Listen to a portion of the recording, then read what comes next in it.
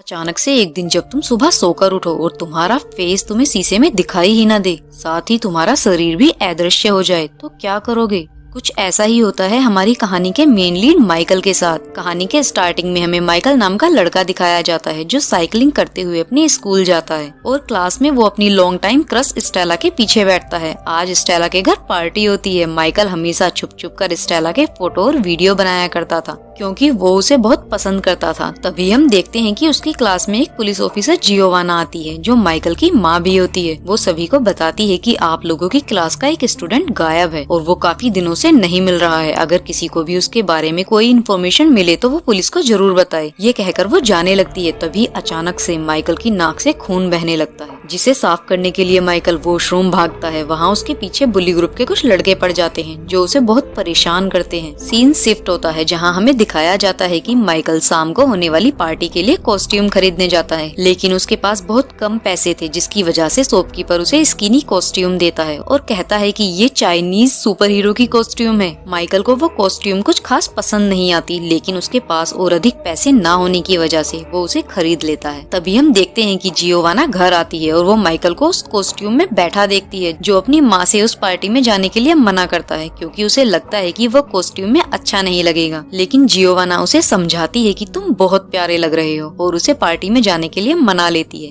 Evening के time हम देखते हैं कि माइकल पार्टी में चला जाता है, जहाँ वो बहुत हिम्मत करके अपनी क्रश स्टेला से भी बात करता है और उससे बात करके वो बहुत खुश भी होता है। लेकिन तभी उसकी क्लास के बुली ग्रुप के लड़के सभी को एक वीडियो दिखाते हैं जिसमें कोई स्टेला को स्टॉक कर रहा है। वो लड़के सभी को बताते हैं कि स्टेला की ऐसी ही बहुत सारी वीडियो हमें माइकल के फोन से मिली हैं और माइकल ही स्टेला का स्टॉकर है। इस सब से घबराकर माइकल भागकर बाथरूम में छुप जाता है, लेकिन वहाँ भी वो लड़के उसका पीछा नहीं छोड़ते और उसे गेट खोलने को कहते हैं, जिससे माइकल परेशान होकर चिल्लाता है और भगवान से कहता है कि काश मैं यहाँ से गायब हो जाऊं। तभी लाइट चली जाती है। अगले ही सीन में हमें दिखाया जाता है कि माइकल बाथरूम की खिड़की से कूदकर अपने घर चला जाता है। अगली सुबह जब माइकल सोकर उठता है तो उसका कुत्ता उस पर भौंक रहा होता है, लेकिन माइकल उस पर कुछ खास ध्यान नहीं देता और फ्रेश होने के लिए बाथरूम चला जाता है। लेकिन जब माइकल ब्रश करते हुए अपना फेस शीशे में देखता है तो शॉक्ड रह जाता है क्योंकि केवल उसके कपड़े शीशे में दिख रहे थे, जबकि उसका शरीर अदृश्य हो गया था। कंफर्म करने के लिए माइकल अपने कपड़े उतार देता है। तभी उसकी माँ जियोवाना वहाँ आ जाती है, लेकिन उसे भी माइकल दिखाई नहीं देता। ये देखकर माइकल समझ जाता है कि वो अदृश्य हो चुका है और उसे खुद के अलावा कोई नहीं देख सकता। तभी जल्दी से वो एक पेन उठाता है और नोट पर लिखता है कि आज वो जल्दी स्कूल चला गया है और जल्दी से उस नोट को अपनी माँ के पास रख देता है। जियोवाना भी ये नोट पढ़कर माइकल को कॉल करती है और गायब हुआ माइकल फोन उठाकर अपनी माँ से कहता है कि मैं ठीक हूँ, आज एक्स्ट्रा क्लासेस की वजह से मुझे जल्दी स्कूल जाना पड़ा। फिर माइकल अपने शरीर को पूरी तरह से कवर कर लेता है और स्कूल के लिए निकल जाता है। तभी वो दूर से स्टेला को देखता है, साथ ही उसकी नजर बुली ग्रुप पर भी पड़ती है। माइकल उन्हें सबक सिखाना चाहता था, इसलिए वो अपने सारे कपड़े वहीं उतार देता है और बिना कपड़ों के अदृश्य होकर क्लास में चला जाता है, जहाँ बुली ग्रुप के एक लड़के की पेंट बॉल गन उठाकर वो टीचर को टारगेट करता है। ये देखकर टीचर भी उस लड़के को सस्पेंड कर देती है। क्लासरूम से बाहर निकलते हुए माइकल की नजर लड़कियों के चेंजिंग रूम पर पड़ती है, जिसे देखकर वो खुद को रोक नहीं पाता और वहाँ जाकर लड़कियों को कपड़े बदलते हुए देखने लगता है। तभी अचानक से एक लड़की गलती से अपना तौलिया माइकल पर फेंक देती है और तौलिया उसके शरीर का आकार ले लेता है। तभी अचानक से माइकल की गायब होने वाली शक्तियाँ भी जाने लगती हैं और वो सबको दिखाई देने लगता है। माइकल को ऐसी नंगी हालत में देखकर सभी लड़कियाँ चिल्लाने लगती हैं। अगले ही दिन क्लास के दौरान हमें पता चलता है कि उनकी क्लास का एक और लड़का गायब हो गया है। तभी अचानक से माइकल के हाथ चमकने लगते हैं और धीरे धीरे माइकल गायब होने लगता है। यहाँ माइकल की किस्मत उसका साथ देती है कि तभी क्लास की घंटी बज जाती है और माइकल छुपते हुए वहाँ से निकल जाता है। जब माइकल स्कूल से भागता हुआ घर पहुंचता है तो उसकी छोटी बहन कैंडेला उसके रूम में बैठी होती है। उसे देखकर माइकल जल्दी से अपना फेस दीवार की तरफ कर लेता है और उसे वहां से जाने के लिए कहता है, लेकिन कैंडेला को कुछ गड़बड़ लगती है, इसलिए वो बाहर जाने का नाटक करके वहीं खड़ी हो जाती है। माइकल को लगता है कि कैंडेला वहां से चली गई है।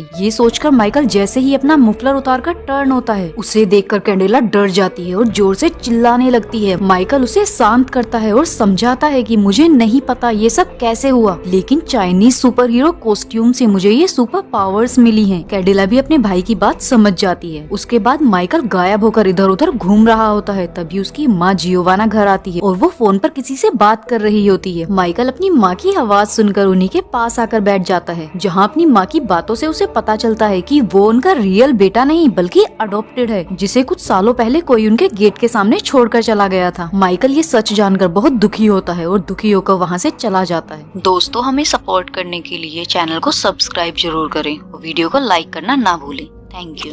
उसी हालत में वो अकेले झूले पर बैठकर झूल रहा होता है। तभी स्टेला वहाँ आ जाती है और झूले को देखकर उसे लगता है कि वहाँ कोई भूत है, लेकिन बिना डरे वो उस झूले पर बैठ जाती है। साथ ही स्टेला उसे अपना दोस्त बनने को कहती है, जिस पर माइकल खुश हो जाता है और जमीन पर स्माइली बना देता है। इसी तरह कुछ समय ये दोनों साथ झूलते हैं। फिर स्टेला वहाँ से चली जाती है। तभी माइकल की नजर एक दूर खड़े आदमी पर पड़ती है जो उसे घूर रहा होता है, लेकिन तभी माइकल को पता चलता है कि वो आदमी अंधा है। खैर, इस सब के बाद माइकल रात में स्टेला के घर पहुंच जाता है और स्टेला भी एक अदृश्य दोस्त बनाकर बहुत खुश होती है। ये दोनों आपस में बातें करते हुए एक दूसरे को किस करते हैं। तभी अचानक से माइकल की गायब होने वाली शक्तियाँ फिर से जाने लगती हैं। इससे पहले कि स्टेला उसे देख पाती, माइकल वहाँ से भाग निकलता है। कुछ देर बाद हमें दिखाया जाता है कि स्टेला अकेले जिम्नास्टिक हॉल में प्रैक्टिस कर रही है। यहाँ अचानक से उसकी कमर पर एक सुई चुभती है, जिसकी वजह से वो वहीं बेहोश हो जाती है। दूसरी तरफ माइकल अपनी बहन से कहता है कि अब वो स्टेला को अपनी सच्चाई बता देगा कि वही उसका अदृश्य दोस्त है। माइकल अपने डॉग के साथ स्टेला से मिलने के लिए निकल जाता है, जहाँ वो मास्क पहने एक आदमी को देखता है। ध्यान से देखने पर उसे पता चलता है कि उस आदमी ने स्टेला को अपने कंधों पर उठा रखा है। माइकल स्टेला को बचाने के लिए उस आदमी से फाइटिंग भी करता है, लेकिन वो आदमी किसी तरह बचता हुआ स्टेला को किडनैप करके वहाँ से भाग जाता है। कुछ समय बाद वहाँ पुलिस आती है, जो कहती है कि पहले भी जो 2 बच्चे गायब हुए हैं, हो सकता है वो अपने घर से ना भागे हों, उन्हें भी इसी तरह किडनैप किया गया हो। वहीं दूसरी तरफ जब स्टेला की आंख खुलती है तो वो अपने आप को एक अजीब सी जगह पर देखती है, जहाँ उसके सर से बहुत सारी तारें जुड़ी हुई थीं,